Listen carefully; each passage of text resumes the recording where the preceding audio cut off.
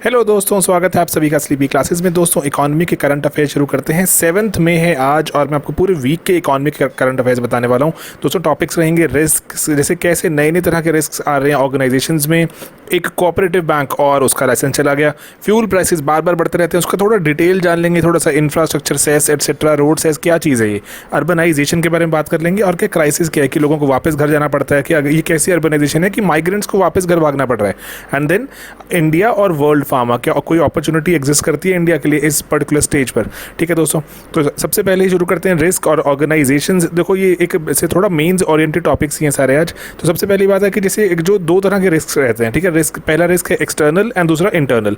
दो external risk दोस्तों कौन से रहते हैं, जैसे जो ग्लोबली या फिर हमारे जो ऑर्गेनाइजेशन से बाहर के रिस्क हैं, जो हमारी लेकिन ऑर्गेनाइजेशन को इम्पैक्ट करते हैं। ठीक है, किसी भी संस्था को, चाहे वो छोटी संस्था चाहे बड़ी संस्था, ठीक है, चाहे कोई ग्लोबल लेवल पर वो बात हो रही है, डोमेस्टिक इकोनॉमी में कोई इंटरेस्ट रेट है ना ऊपर नीचे, कोई पॉलिटिक्स अगर स्टेबल नहीं है तो वहाँ पे जनरली इन्वेस्टमेंट्स नहीं आती। पर्टिकुलरली सोशो कल्चरल फैक्टर्स हैं, टेक्नोलॉजी के बारे में बात करते हैं, ठीक है।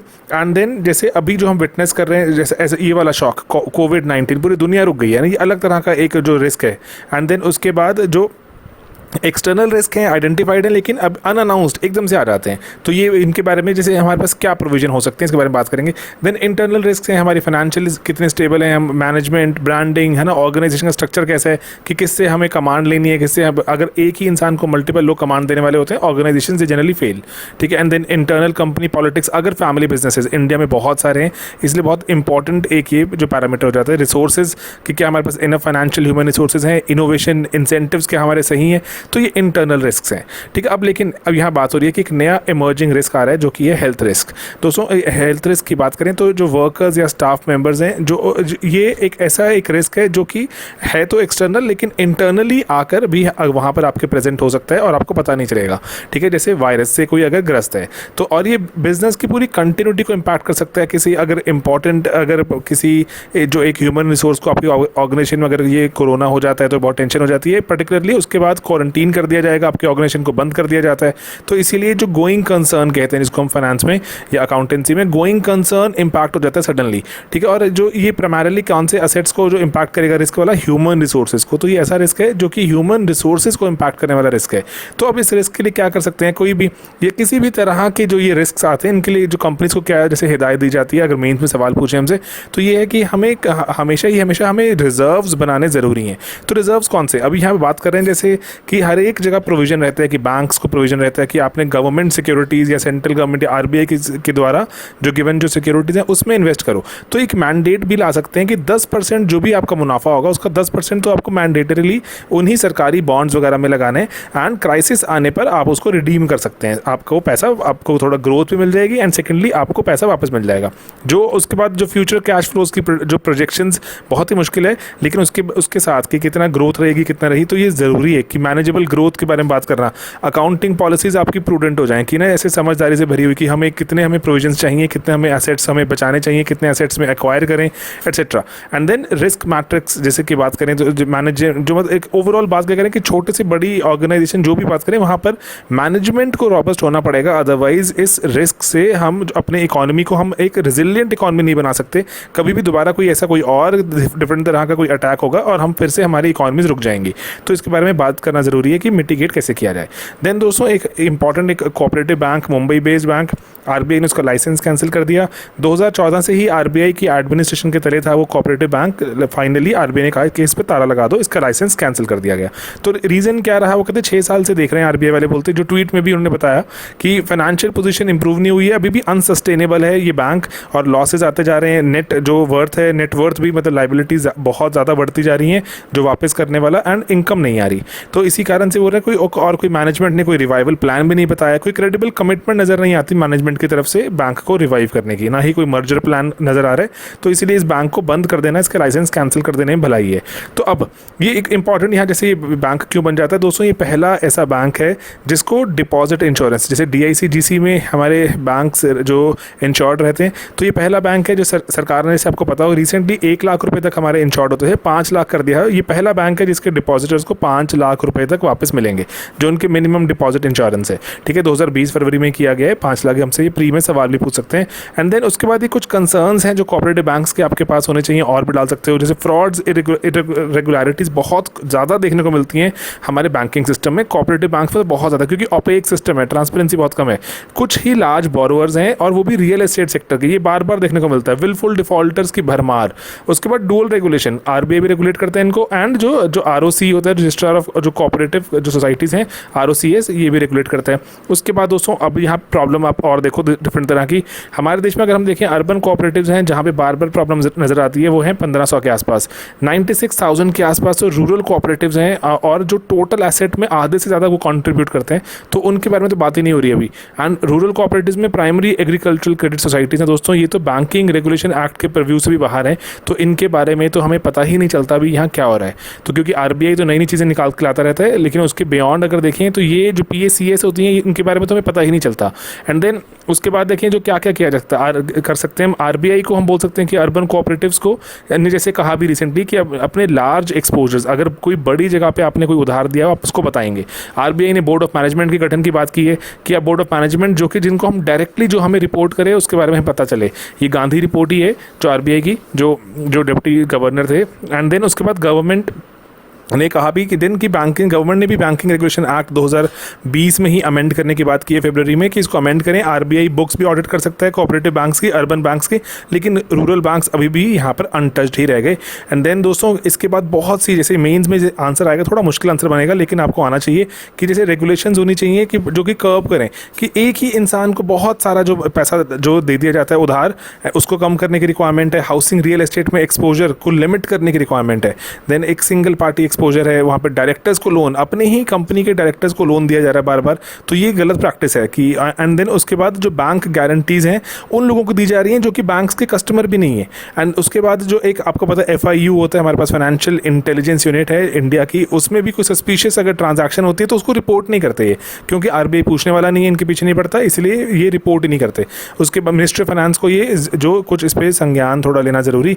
एंड देन उसके बाद देखिए इंडिविजुअल लिमिट्स हैं, जो बहुत सारे अनसिक्योर्ड, मतलब कि कोई गिरवी नहीं रखा, कुछ कोलैटरल नहीं है, उसकी लिमिट्स बढ़ाते चले जाते हैं, तो बाद में वो जो एनपीए बन जाते हैं और विलफुल डिफॉल्टर की फीलिंग आ जाती है वहाँ पर।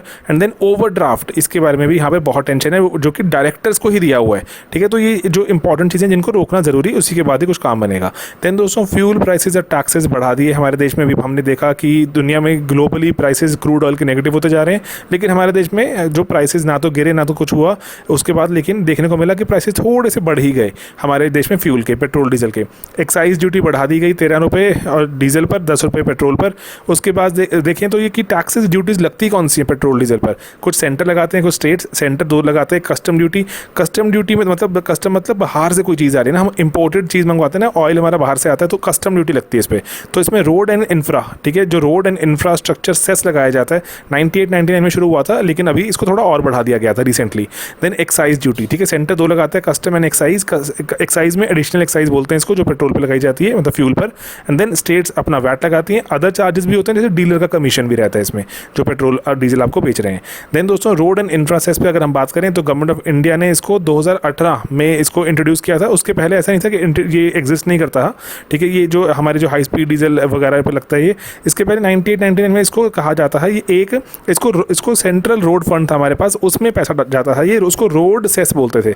लेकिन इसको अभी 2018 में इसका जो दोबारा से जो दोबारा गठन किया गया, तो रोड एंड इंफ्रा सेस कहा गया इसे, ठीक है। तो ये फंड पैसे जाते कहाँ पर हैं? पैसे जाते हैं सेंट्रल रोड फंड में, ठीक है, सेंट्रल रोड फंड में जाते हैं, और ये नॉन लैप्सेबल फंड है, इसमें पैसा जाता रहेगा। ऐसा नहीं है कि पैसा कि 1 साल के बाद खत्म हो गया, नहीं, पैसा बढ़ता ही जाता है, फंड बढ़ता जाएगा।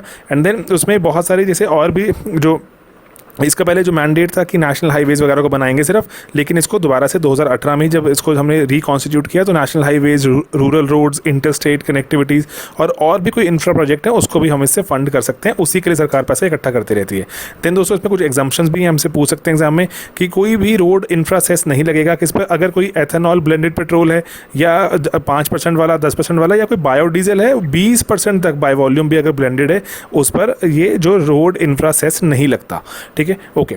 देन लेकिन दोस्तों कुछ कंसर्न्स हैं, जैसे अभी जो हमारी ऑयल वाली मार्केटिंग जो कंपनीज हैं, इंडियन ऑयल एक्सेट्रा, उनको लग रहा था कि इंटरनेशनली प्राइस अगर लोअर हो गया तो उनके वो मार्जिन बढ़ जाएंगे, थोड़ा प्रॉफिट कमाएंगे, क्योंकि पिछले 3-4 महीने से बहुत नेगेटिव में है। ओवरऑल भी आप शायद न्यूज़ में पढ़ते हो कि हमारी ऑयल कंपनीज काफ़ी नेगेटिव में है, तो उनको था कि अभी थोड़ा ये इसकी भरपाई कर लेंगे। तो लेकिन सरकार ने आके अपना हाथ लगाया वहाँ पर और सारा का सारा जो मार्जिन मिल रहा था सरकार खुद ले गई।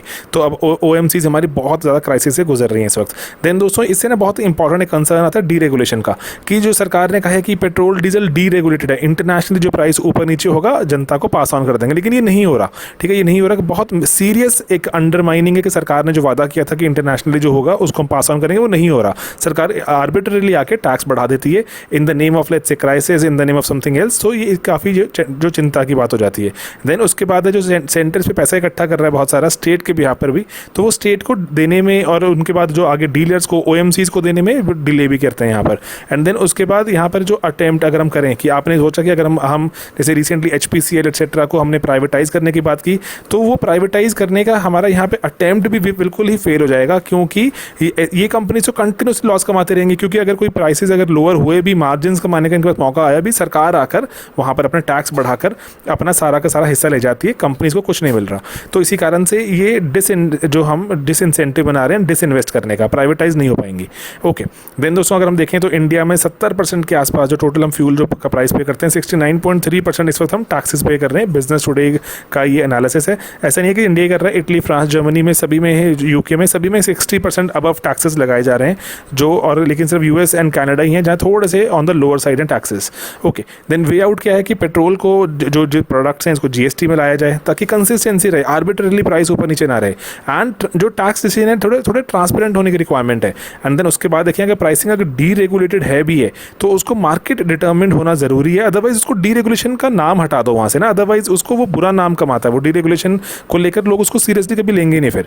ओके, देन दोस्तों अर्बनाइजेशन की बात करते हैं। बहुत से जो माइग्रेंट्स हैं घर वापस जाना पड़ा कि किस तरह की अर्बनाइजेशन है, सवाल उठ रहे हैं। ठीक है, कि उनके पास एक हफ्ते तक का वहाँ पे जो गुजारे के जो पैसा नहीं था, अर्बनाइजेशन का चक्कर में बहुत से लोग अपने घर छोड़कर आते हैं यहाँ पर। तो यहाँ पर लेकिन उनको चलो एक स्लम में रहना पड़ रहा है, जो ड्रिंकिंग वाटर, हाउसिंग, सैनिटेशन, एक हेल्थ केयर के जो इश्यूज़ हैं, उसके बाद वहाँ पर अगर एक हफ्ता सिर्फ उनको काम नहीं मिला तो उनको घर वापस जाना पड़ रहा है, खाने की यहाँ पे बहुत चिंता हो गई।